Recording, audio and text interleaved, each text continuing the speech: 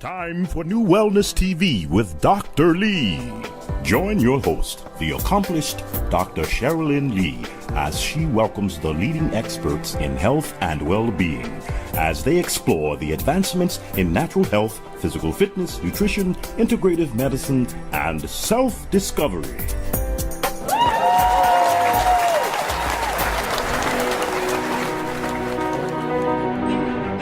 Good day, everyone, and thank you for tuning in to another wonderful show. I am so excited. And you know, the title of our show is I'm going to ask you, what is the greatest gift that anyone can receive? I'm asking you that question. What is the greatest gift that anyone can receive? So that's what we're going to be speaking on today with my beautiful guest. I want to say Dr. Ava Kaufman. Thank you so much for being here today. Thank you so much for having me. I'm so excited to speak with you. Wonderful. Well, we're going to be sharing a lot of things with our audience because of what you do and your journey. And it's been a journey. Yes, it's definitely been a journey. And to look at you, you would never believe that you have had such a journey. Such a journey. Thank you. So I want to first start off by you telling people a little bit about who you are. Should I start off with the greatest gift? The greatest gift, let's just kind of, who is Ava? Well, I'm a lot of different people, but at the moment, I was given the greatest gift. 10.5 years ago, I received a heart. That was the greatest gift. Yes. Life is the greatest gift, yes, truly. It is. And when you're waiting for it, you really realize how much of a gift it is. I was a perfectly healthy woman in great shape, family, friends. I had a big life, perfectly healthy. I got a rash on my hands. Went to the dermatologist, as you would do, for 3 months, and the rash was misdiagnosed as psoriasis, when it really was a rare autoimmune disease called dermatomyositis. Yes, I've heard of that. And so it begins with the rash, but myositis is a disease that destroys your muscles. And so the rash went on for 3 months, and then in a period of 2 weeks, I couldn't walk anymore. And then I passed out in my house, and I was dead. They brought me back, and I was rushed to Cedars-Sinai Medical Center and put on life support. I was on a VADA pump and an ECMO machine. Okay. And given days to live. The only thing that would save me would have been a heart. But usually they don't do transplants when you're on ECMO. Now they do more, but 10.5 years ago, they really rarely ever did. And so they put me on the list as an experiment. Thank you, Dr. Caesar. Dr. Lauren Caesar was the one who really pushed for me to get listed. I got listed for a heart, and then in 10 days, I got a heart on my birthday. 10 days? 10 days. On your birthday? On my birthday. What a blessing. What a gift to receive. What an amazing gift. So right now, I just would like to thank my donor family, who I don't know who they are, but thank you for giving me this incredible gift so that I am now able to give back to the same community. So yes. And that would kind of bring a segment into your nonprofit, which we're going to talk about in a few minutes. But I think it's amazing. You were given back life. And then what you extend with your life is to help so many others and bless so many others. Well, it was really strange. There was one night when I was in the ICU, and I didn't know that I had a heart transplant till after I had the transplant. They woke me up and then put me in an induced coma for 2 months. So when I started coming out of the coma, I realized what my situation was, and I couldn't even move a finger. I had no muscles at all. My. So it was horrible. I can imagine. Can you imagine being in a position like that where you cannot move it and to wake up knowing this? my mind was really clear. I mean, I remembered phone numbers, everything, but I couldn't move anything. And I had been a professional dancer back in the day, and my body was my temple. And the thought of not having control of it was the most devastating thing I could possibly think of. Yes. And so there was one night when I really thought I was going to lose my mind, because my mind was really coming back, and my daughter, and I was just thinking about, what my situation was. I had no idea what day it was, what time it was, anything. And all of a sudden, everything in the room was white. And I literally looked for the light. And it kept getting brighter, but it wasn't like there was like a direct place light to descend into the middle of it. Yes. Exactly. So, I kept looking for my mother and my, ex-boyfriend and my grandmother, and like there was nobody there. Yeah. And then all of a sudden, and I was dressed in white. I could tell you exactly what I was wearing too. Okay. And I found myself sitting in these huge palms. And to me, that had to be God. And it was at that moment that I said, thank you so much. I've had an incredible life. I can't take this anymore. If I'm going to die, you have to let me die right this minute. Yes, yes. And then when I didn't die right that minute, then I smelt my daughter's dirty hair. My daughter was 11, and she was an equestrian, and so she would never wash her hair. And we always fought about what it smelled like, and I smelt her hair. And then I realized, how can I leave my child? Yes, yes. And so I made a deal, and I said, if you let me come back to being Jade's mom again, like I was before. Exactly. Then I will spend the rest of my life giving back. And I didn't know what that would be, but I guess that was the beginning of Ava's Heart. Oh my goodness, what a journey. Now, when you first had awakened from this, you did not know, because they didn't do the transplant at that point. No, when I woke up, the transplant had already been done. It had been done. So what did you feel your chest at that point? I didn't feel anything. Okay, because you couldn't move. I couldn't move. I was on a lot of drugs, and the transplant was, very successful. I mean, most people, after 2 weeks after a heart transplant, you go home. Or to, yes. If you're not near your transplant center, you have to have post-transplant housing near your transplant center. But you leave the hospital. I was there for 4 months because I had to relearn how to do everything again. Because it wasn't just a heart condition, it was a muscle condition too. So you had to relearn everything all over again. Everything. Yes. Oh my goodness. And you did it with such strive.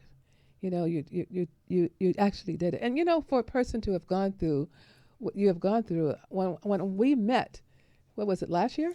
No, wasn't it this year? This year in February. Time is moving so fast. I know, right? To look at you were, and I saw this happy person. That's why I gravitated, and we started talking, because you were a happy, smiling person. And I like to be around people who are happy, and you would think what you have gone through, that you wouldn't feel quite that way. But even though you're grateful for what has happened, a lot of people are bitter about things in life. Well, the one thing that I really know is that you can never ask why me, because that just sends you down a rabbit hole, and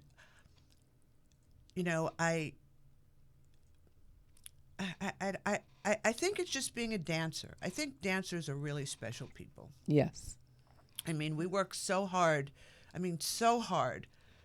Just to train our bodies. And so that discipline, I think, and the joy of dancing, that discipline always stays with you. Right. And that really helped me in my recovery. And so I remember the first day the physical therapist came into the ICU and he started lifting my leg. I mean, I couldn't move anything, and I couldn't speak yet because I was intubated, and he was saying, well, you're really tight, and, we're going to have to work really hard. And I'm thinking in my head, fuck you. Excuse me. You have no idea who I am. I have a black belt in Taekwondo, and I can do a split, and I can, but I couldn't move.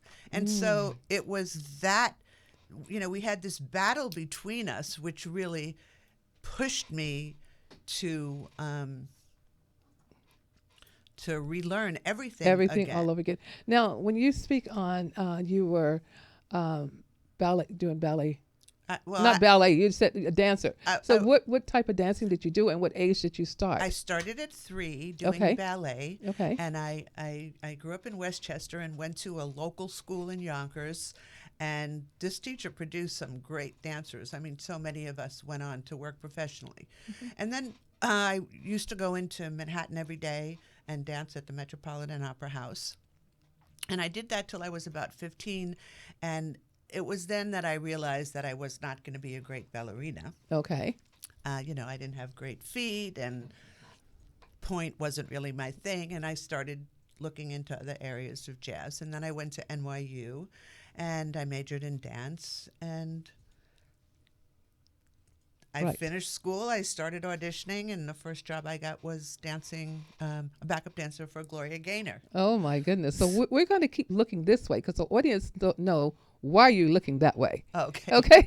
We only know that Tony's over there. Hi, Tony. Sorry. But the audience don't know. So they're just looking at you, looking over your shoulder, and don't know why. So we're going to look this way and at our... I don't mean to say that on screen live, okay, but I just want people to see, I don't want them to think, why could she keep looking that way? Because she's looking at Tony and engaging him in the conversation as well. So thank you so much, Tony. But I just want to say that, your story. So, fast forwarding again, and now you had the surgery and being in a hospital for so many months to rehab, to get back to what you were before. Now, once you were discharged, what state were you in once you were discharged from the hospital? I left the hospital in a wheelchair. Okay. But I was able to use a walker. Okay. It took me 6 months to go from sitting to standing by myself. 6 months, okay. The reason I'm asking this, because so many people are watching the show, and I like people to know that if you just hang in there and do everything you need to do, just hang in there. Look at the outcome. Well, it's more than just hanging in, though. It's more than just hanging in. Because a lot of people want to give up. I've met people who wanted to give up. Well, but I understand that. I mean, there were so many times in my rehab that I really felt like I could just stop. Yes. I could just spend the rest of my life in a wheelchair. I could, do I really have to dance again? But for me, the answer was yes, I do. Yes. And so, but along the way, there were so many times that I felt like, okay, this is where I'm at. Right. And it's good enough. Mm-hmm. But it wasn't good enough for me. Right. So it was very difficult, and I worked very, very hard. Yes. And I had some amazing friends. I have a friend, Jillian Hessel, who is like the queen of Pilates. She's all over the place. And she was a dancer as well. And I worked with her privately like 3 and 4 times a week. I mean, I worked hard. Yeah. And that's the point I'm driving, is that it's work. You do feel like giving up. But if someone was watching the show right now, say from a hospital bed, or, because we're live, or wanted to share this with someone to say, look, you will have those feelings. You will want to give up. But in the long run, if you just keep on, if you keep pursuing, if you keep being persistent and knowing God would bring you through. The interesting thing about that is, I mean, I've never been a very religious person. Right. But I am a very spiritual person. Same here. And I also used to be an extremely impatient person. I like to get things done quick. Yeah. I have a lot of energy. Oh, yes. And the one thing that I've learned from this whole thing is that you really have to live in the moment. I mean, people say it all the time. Yes. But the thing is, it's really true. It is. And if you just live in the day and take one day at a time. Powerful. Because life can change on a dime. Yes, it can. And it for does. the better and for the worse. Yes. And you just really have to take what you're given Yes. and turn it into something wonderful. Yes, you do. And that's what you did. And that's that's the one reason why I produce a show, produce and host a show and look for wonderful guests like yourself to be inspirational for others, because that's what it's all about. My journey, everybody kind of know my journey, and they look at me and say, really? If you overcame A, B, C, D, and all the way to Z sometime, I can do that too. And that's what I tell them when they come into the clinic. You don't have to really stay in this mode. And sometimes to have a team, and some people never have a team, but sometimes you have to be your own cheerleader. You do have to be your own cheerleader. You have to be your own. In your case, you have wonderful friends. I do. And people there with you. But for those who don't, you can call Ava. You can call myself as well. But I just want to say that never feel that you're alone, because you're never alone. You're never really alone. You're never really alone. And a lot of people do feel that way, lonely and alone. A lot. You could be alone but never lonely. But a lot of people feel both. And so in going through this whole healing journey, so tell me, after you were discharged and knowing that you had a heart transplant, because you're only the second person that I know. I have a stepsister. I was trying to reach out to her because I wanted her to be here too. You're the only person outside of my own family that has had a heart transplant. And so what is it like to have? For me, I've been extremely blessed. We take anti-rejection medication. Yes. Twice a day I take it. I never wanted it to be, I never wanted transplant to define me. Yes. And I have been so blessed with good health. Mm-hmm. I mean, for 10 and a half years, I haven't had a cold. Oh, my goodness. No, nothing. I mean, my daughter had the flu. I took care of her. We're all immunosuppressed because we're on anti-rejection medication. So I try to stay really positive about everything. I've never even read what the medication can do to you. Wonderful. That's good. Right. They give you this book. Yes, they do. And I understand why.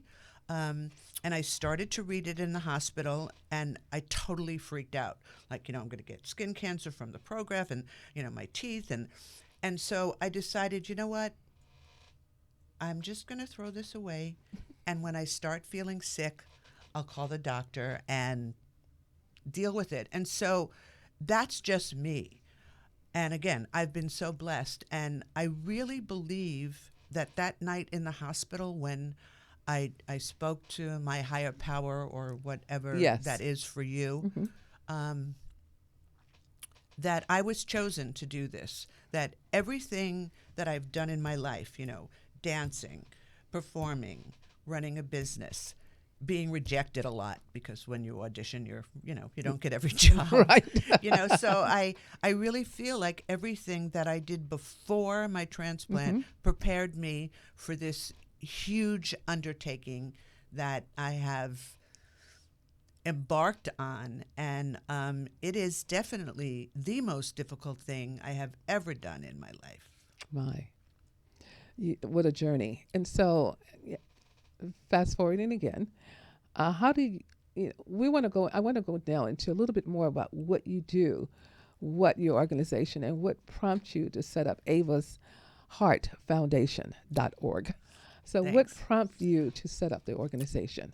Right after my transplant, I started volunteering when I was able to walk. Yes. I think it was October of 2009. I started volunteering at Cedars-Sinai Medical Center. Okay. And I wanted to work with other transplant patients because for me, when I was there, I never spoke to anyone that had a transplant.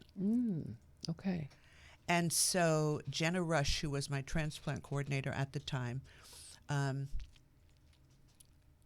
she and I decided that I would start visiting just heart transplant patients. Okay. And then I began working in the heart clinic where people come to get evaluated for transplant. Okay. And it was there that I saw the injustices of our system because you can get listed for a transplant. And this is, heart, liver, lungs. Kidney, yes. You can get listed for a transplant, but unless you can prove that you have enough funds to carry you through, you can't get listed.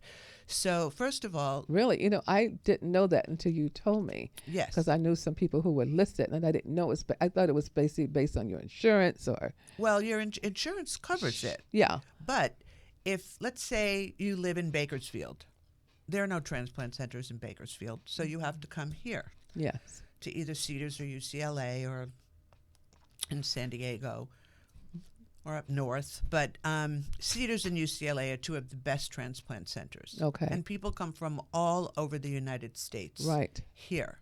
So when you come here, you have to be able to afford to stay here for 3 months after your transplant because you have so many biopsies and clinic appointments and things. And if you can't prove that, you don't get listed. Oh, I didn't know that. No. Yeah, you shared that with me the other day, and I was really amazed about that. And that is huge and horrible. It is, absolutely. Insurance doesn't cover it. The hospitals don't provide it. And the government doesn't take care of it either. So I kind of fill the gaps for the insurance companies, the hospital, and the government, I guess. Wonderful. What a wonderful person And you are. we've saved a lot of lives that way. And, I didn't go through waiting for a long period of time. I waited 10 days and I didn't even really know I was waiting because I was on life support. But, I've met and spoken to so many people that do go through that. And so giving that gift to someone, Yes. that housing gift to someone, Right. is just the most incredible thing because it saves their lives. Yes, it does. So I was very blessed when I first started Ava's Heart to partner with a family foundation that is now closed called Change a Life Foundation. Okay. And they provided me with over $100,000 worth of grants for post-transplant housing. Last year, they closed their doors, which was horrible for me. What but happened? They Funds? or- they just closed their doors. Okay, we won't go into that. But it had nothing to do with me. It was just Yes. they sunsetted.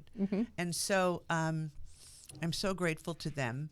And I learned a lot. And I've made a lot of connections. I'm really good at putting myself out there and connecting the dots. And so the One Legacy Foundation, One Legacy is the largest organ procurement agency in the world. Okay. And California is a part of that.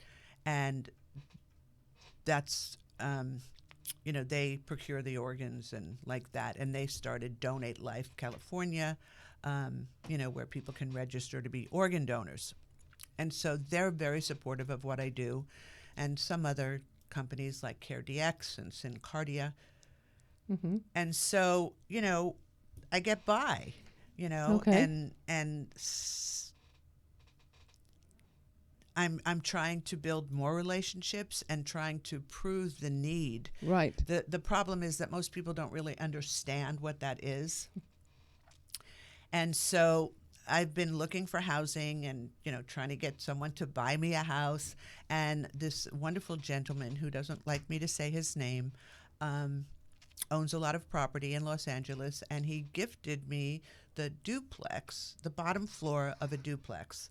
and hopefully I'll be able to get the top floor where we can now house 3 transplant families. Oh, how Each one has their own wonderful. bathroom and bedroom, and then the living room and dining room and the den, the common areas. Well, I'm trusting and believing that more doors are going to open. I actually feel that for you, Ava. Thank you so much. I could say Ava, and my body feel like it has a little vibration to it because it's also my sister's name. I know you It's shared that Ava. with me. So she's going to be in agreement. She's watching the show today.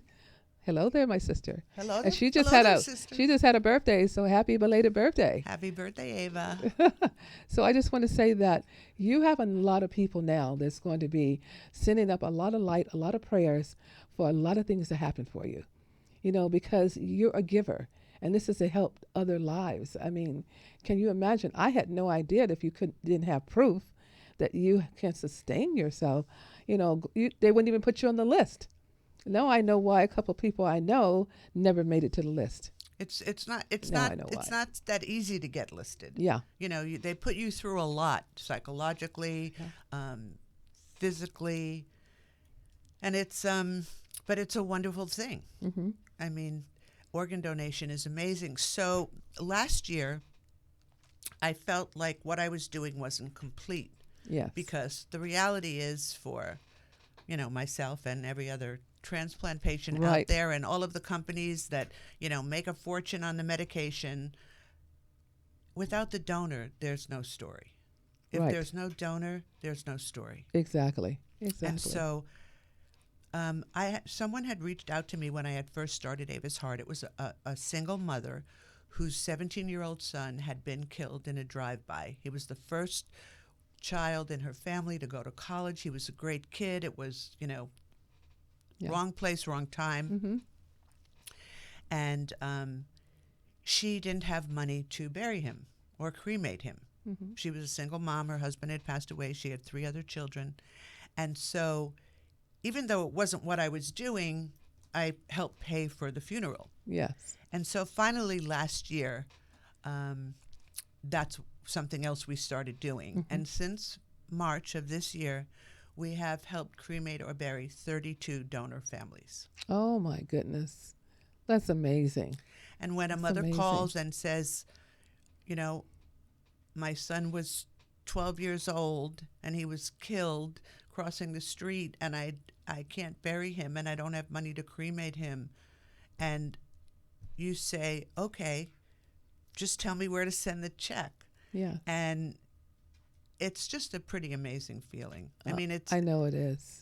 it Because it's happening so much. We hear so many things happening with people losing loved ones. And then they try to set up a, and so many GoFundMe page. times And it's you don't have young time for all children. that. No. Yes, you don't have time. I mean, that's what the hospitals say to transplant patients, go set up a GoFundMe page.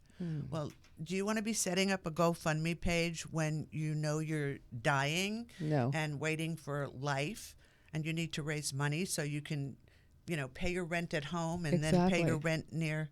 And Nevada has not one transplant center. No. They do kidney transplants. But, I know they do kidney. But everybody else comes out here. Hmm. I know they do kidney. So I do want to say that Ava's House, that's what I'm calling Wonderful. it, is now open. We have our first guest.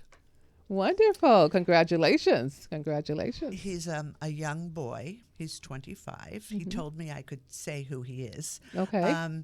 And he's a patient at UCLA, and he has cystic fibrosis, Okay. and he's waiting for lungs, a liver, and a pancreas. And most kids that have cystic fibrosis, once they get into their 20s or their late teens, are in need of lungs. Right. Right. Yeah, I have a couple of patients with it who, blessing, it's truly a blessing. They're doing well. Yeah. I've Because never. it's a horrible. It's a horrible disease. Horrible Disease, and I just want to give a shout out to my friend Lisa and Melissa Yeager, who both lost their daughters after their lung transplants. Oh, I'm sorry to hear that. My condolences as well. Yes. But not here, but not forgotten. Right. Exactly. always will be in your heart. Always, always, Always, always. And Melissa's daughter, Claire Winfield, was very outspoken about cystic fibrosis, and on her YouTube channel, there's a documentary about her. And this young girl died right after her lung transplant. She threw a clot, and that was it. But she inspired me. I used to watch her sometimes, with her, oxygen on, and she would talk about that she just wanted to keep going. Even if she, died tomorrow, that each day what she wanted to do was just use everything up. Yes. That's how I just want to use everything up. And that so inspired me. That's so inspiring Right? to even hear it. And that's To even hear really, it, yes. really how I feel. I mean, Yes. she was 19, I think, when she died. And she did get her lungs, but it didn't work. Right. And she did. She used everything up. And I think that all of us, no matter what we're doing, And what age you are. no matter what age you are, if you look at life like you want to use up everything that you have inside of you so much, I think you'll have a better time of living. And you can just feel your passion for life, your passion for helping, your passion to make a difference.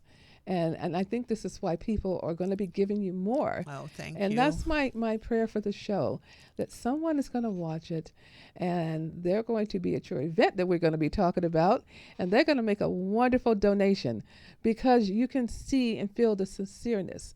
You're not out here with a nonprofit just to make money, to live better yourself. And some nonprofits, I just don't believe in. But you're making a difference.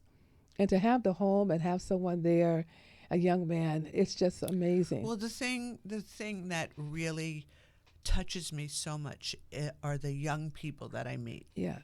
Like, we just started a scholarship fund for transplant teens. Really? Okay. We've given 2 scholarships. You'll meet the girls and you'll see them at the event. Because I'll be there Sunday, yes. One is from Children's Hospital and one is from Untitled Children's Hospital. They both had heart transplants. And Hillary couldn't start college because she couldn't afford to buy her books. And so, so many times these kids are going to school in the hospital while they're waiting, or they spend their childhood in and out of the hospitals. Yes. And so sometimes their grades aren't high enough to apply for a scholarship, Right. or they can't go away from home. And so I just put it out there and started it. And CareDX, one of our sponsors, sponsored the first 2 scholarships. So we're calling them our CareDX Fellows. Okay. And, wonderful. Congratulations. They each got $5,000, or Okay. they'll be getting it that night. And one wants to be a nurse, one wants to be a doctor. Okay. And it's just amazing to listen to how they feel about it. Yes. And I was with Hillary for a very long time before she got her transplant, and she was so worried that it wasn't going to be okay, and now she's like, okay. Okay. So wonderful. And you're such a good example. I mean, to see you be so inspirational. And even when I met, I would have never thought, because some people kind of carry that on them. I'm a transplant, I have a transplant, or whatever. You're not like that. But I I think too that one of the things was that I it's not like I was born with a bad heart. I got a virus. Yeah. And so I think not having been sick my whole entire life Yes. also made a difference. And I think that exercise is the key in life to everything. Yes. Because your body accepted things a lot better because you were a dancer and always physically active. And then you went back into it later once you were able to walk. I'm still dancing. And so this is why I have 10 grandchildren. Oh my God. Yes, and my youngest daughter, she has them in so many sports, and they're so young. So they're swimming and basketball, and one is going to go into gymnastics, and she's very, very, very, very young. And so they're busy. She has them busy physically and also mentally. So if something does hit, you can recover faster. If you have a sedentary lifestyle and the kids just Yeah, eating and you have everything, something, and you're just not going to recover. and as it's fast. also creating something to aspire to. Yes, I mean, like exactly. when I was 40 years old, I got my black belt in Taekwondo. Really? So it's not too late for me, even though I'm a little older than that. It's never too late. Never too late. That was a song. Oh, actually, that's Marla Gibbs' song, and I'm going to bring her on. The title of it is "Never Too Late for Life." Oh, it's a beautiful Isn't song. it? It's a beautiful song. It's beautiful. I'm going to bring her on to sing it one day. Okay. Yeah. That would beautiful. be lovely. Yeah. My daughter's a singer. Mm-hmm. She's working on her first album. So right let's now. talk about this wonderful event that's coming up. The Avis Heart Heroes Ball. It's not really a ball. I don't know why I started calling it that. This is our fourth one. Yes. And it's obviously a fundraiser. Yes. And we have a lot of fun and put on a great show. Jolie Fisher is performing. Okay.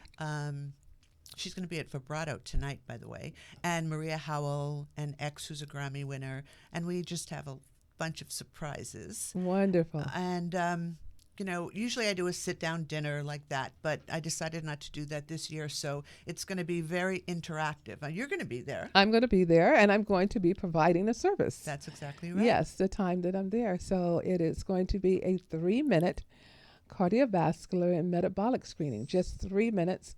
No probing, no needles. And the information that it's going to provide is just unbelievable. So I provide this 3-minute test under my nonprofit. And my nonprofit, we're still working on the website, which I've been doing nonprofit work for years. So the website will be up shortly. But I just want to say that this 3-minute cardiovascular test is amazing. I'm very excited because to see you find what out it what's is. going on with the heart. In the left ventricle of the heart, you see what's going on there. You kind of get a score. You can find out your percentage of plaque within the body, not knowing where it is, so we can find out. Yes. Why don't they do it in the hospitals? Well, this was designed by a cardiologist. So why they don't do it in the hospitals, maybe they don't make enough money. It has a CPT code for those who want to have a machine like this, and they do billing. Unfortunately, I don't do billing, and I wanted the machine where people didn't have to pay $280 for the test. I see. Because that's the cost of the God test. Bless you. So I do this at no charge. Well, there are going to be a lot of cardiologists at this event, so I'm very excited to see and how they they can react. they can see how they react. But I actually work with a lot of cardiologists. No, I'm sure you do. And there is one that is the only one I know, a functional medicine, holistic cardiologist, and just an amazing person. He's been on the show as well. So and he's on our advisory board. He's coming on board on our advisory board, and someone else is too, which I think you might have met. Dr. Williams. Yes, he's the founder Yes, of he is. ABC Cardiology, Yes, he the is. Association of So Black he's been on the Cardiologists. show, and he said he would love to be on the advisory board. But like I said, this is a device that was designed by a team of cardiologists. So even though it's going to be a lot of cardiologists there, it's wonderful. But I tell people with this device, it's called the Max Pulse. This is not a all-in-one, even though it gives me a lot of information. So there's things you need to do yourself. Like if it gets me a high percentage of plaque in your overall body, then you need to go now and let's do, complete lipid panels, your inflammation markers, So it's blood tests. So it sort of gives you a heads up. It if gives you if a snapshot. Yes. A snapshot of what's going on right now. Your autonomic nervous system. Are you more parasympathetic than sympathetic? Are you that person to step on the brakes and never step on the gas and to slow down? So if you want to know those things, then I might need to have other tests done, lab tests, hormone testing done. It's going to show me so many things. And the one thing I really like is cardiac arrhythmias. So it shows me your resting heart pulse, your heart rate, but it shows me how many abnormal arrhythmias you had, abnormal heartbeats in just 3 minutes. Wow. In 3 minutes. So at one point I had an allergic reaction to something and I just felt the fluttering. So I went to the office and checked myself and 17. I said, if I had left here and went over to the hospital, next thing I probably would have been placed on a pacemaker because it was so irregular. But I was able to turn all that around. So you find out what's going on. So I deal with a lot of cancer patients. We can kind of see what's going on there. Wow. And so we can start doing some other things. From there, you probably need an echocardiogram. So I refer you out to have the test done. So it's not that we're just going to stop here. Right. I understand. And I tell people, too, with your blood pressure, your brachial blood pressure, when they put the cuff on your arm, brachial blood pressure, you want to do the right arm and left arm. You want to do them both because there's a different reading between the two. And if your reading is so abnormal, 10, I think it's 6 or 10 points difference in a systolic reading, there's other things going on in your body. Wow. So it's not just a blood pressure. It isn't just a blood pressure. Well, if you're going somewhere, you want to have them both checked. I am sure that a lot of people coming to the Heroes Ball are going to be waiting online at your table. That's what normally happens. I'm sure. And in 3 minutes, I give them a book so they have all the information of their results. And then you can take that to your doctor. You can take and do some follow-up. If you don't have a cardiologist, then I'll refer you to someone. But take it to your primary care. And definitely look at your lab work. I've done this at events, and a couple of times we had to send people to the hospital. Oh, no. Not at your event. That won't happen at your event. No. But, this was a high stressful kind of place where we were anyway. And but it saved her life. And the person at the ER said, what kind of test did you have? They picked up what in 3 minutes? Oh, my God. And they said, we need to send you to surgery. It was just that, because of the left ventricle and what was happening in the scoring and the circulation. So we looked at all of that. So it's a lot you can see and determine in 3 minutes. It's amazing. 3 minutes. That's what we're doing. We're going to have a very interactive kind of event. We have some pop-up stores. Donate Life will be there, and Syncardia with their total artificial heart. There's a total artificial heart now. No, I didn't know that. Really? No. The total artificial heart is a bridge to transplant. Okay. So if you're waiting for a transplant and there isn't an organ available and you're going to die, you have the option, or most people have the option, to get a TAH. Okay. And what that is they take out your heart, they leave, I think, part of the aorta, and it's a pump. And so they open you up, they attach this pump to the part that they leave in, and these tubes come out, and they're hooked up to a machine that pumps for you. And once your body gets used to that, you get a smaller machine, okay, which you can have in a backpack or, in one of those little suitcases that you pull around. And you go home and live your life. However, you hear it all the time. Right. So you hear the beating, pa-pum, pa-pum. You hear it, and it's relatively loud, but you kind of get used to it. Mm-hmm. And that's what keeps you alive. People have been on it for now, I think the longest is like 2 years or something. I mean, my facts aren't okay. definite. It's okay. But I didn't even know. Yes, Syncardia makes it. So they'll be there and explaining that. I mean, it's amazing. Yeah. And you have to have a caregiver 24/7 because if it stops, someone has to change the battery real quick. Real quick. Okay. So that's amazing. So the event is Sunday. The event is Sunday, and we have a lot of fun, lots of Sunday food. at what time? Sunday at 5 o'clock at the Saban Theater. You Okay. can buy tickets at the door. We're pretty sold out, but not 100% yet. Okay. But it's going to be a full house. I know it will be. And now I know it's going to be a full house after we do the show, and we're live. So I'm just so happy that so many people are going to listen to this, even though sometimes we feel that why do I need to listen to this show today? Or share the show, because you don't know who you're sharing it to.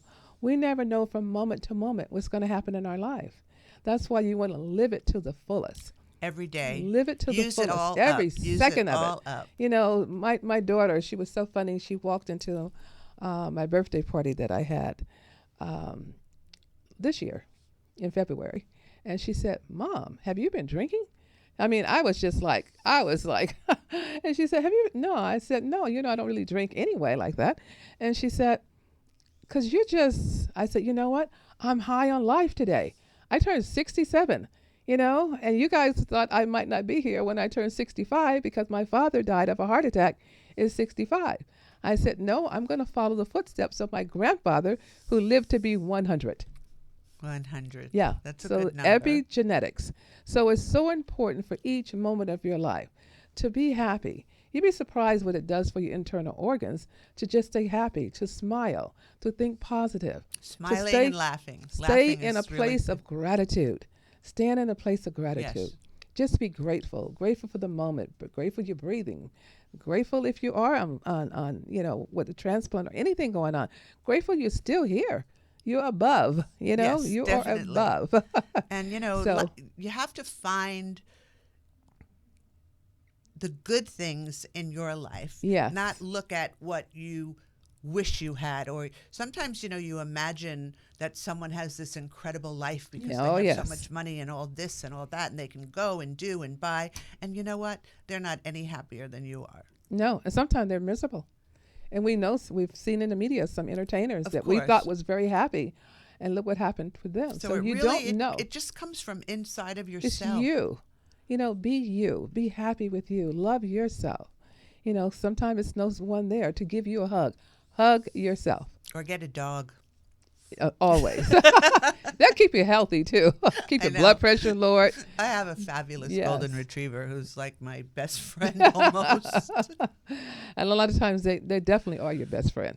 And I mean, they have that statement, your dog is your best friend. But It's true. animals are really positive to have that kind of energy around you as well. And they'll give you a hug whenever you want one. Yes, they will. And they can sense when you're not feeling well. And they'll come over and just cuddle you. They certainly will. But it's been truly, truly a blessing. Now, we have a few minutes left. I want you, if a person was sitting in front of you right now, to, and like I said, this show is not for those who maybe have had a transplant or know someone that maybe had a transplant, but you never know where you might be any second. For you to have this information and knowledge for yourself, you can share it with friends. Because when the time comes, prayerfully it never comes, you would know what to do and not panic. That's the whole thing. So you have this information within yourself. Now, I want you to look into the eyes of the camera. It's like if you were looking into the eyes of a person sitting there. What would be your parting words? My parting words would be to live life to the fullest. Yes. Every day, to come from gratitude. And to be an organ donor, because souls go to heaven, organs don't. Oh, that was powerful. Hey, it was silent when you said that. My goodness, say that again. Souls go to heaven, organs don't. Blessing. What a blessing. And it was such an honor to have you here with me, Ava Hoffman. Thank you so much. You are just fabulous and fantastic. I knew it was going to be great having you here. And you had so much to offer. So I want people, check into her organization. avisheart.org. Yes. You can donate online. You can support Wonderful. a family. Yes. You can support Ava's house so we can keep having transplant patients stay at no charge. We don't charge at all. No charge. No charge. Oh, please, everyone donate. Food, you have to buy the food and keep everything going there at the house. So that is so amazing. I am so happy to have met you and Thank to you see so what much. you stand for. And also that you help the ones who have lost loved ones. That's so important to be able to help those who have lost loved ones. Like I said, without the donor, there's no story at all. Yes. So I want everyone to repeat after me. Everybody know how I end my show. And I am just, again, so happy to have you here. So repeat after me. I am So grateful that I am a magnet a magnet for miracles. for miracles. And we all are. Take that into yourself. You're all magnets for miracles. Just know that, feel it, have a blessed day. Join us every Wednesday live at 11 a.m. for NuWellness TV with Dr. Lee. Remember, healthy mind, healthy body.